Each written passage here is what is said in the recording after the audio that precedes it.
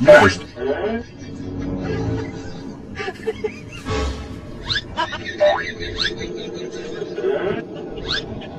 ¿Pero qué ha pasado?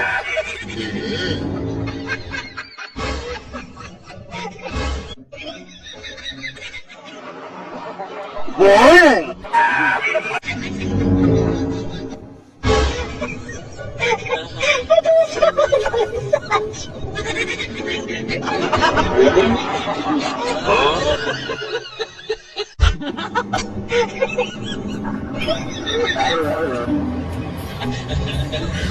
Señora, chica.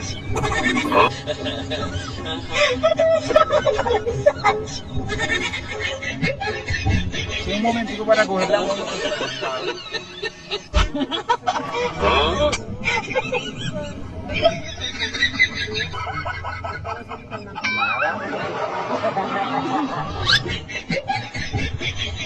No sé, me robaron el pescado.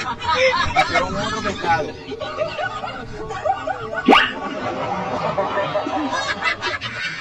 ¿Cómo voy el pescado que está aquí?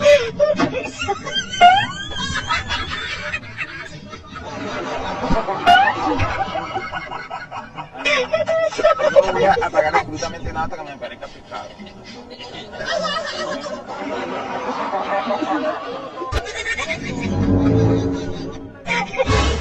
Yo no voy a pagar absolutamente nada y no voy. Absolutamente nada. Voy a comerlo y no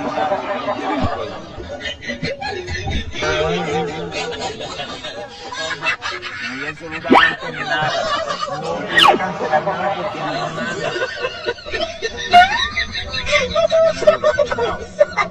No voy a cancelar nada.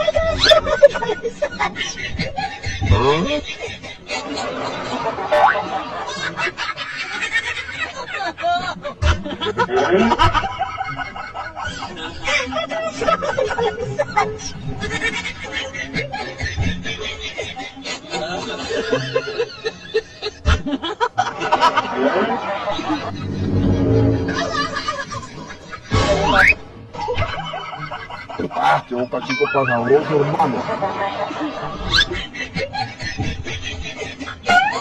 Uno, por favor. Limonada, a mejor.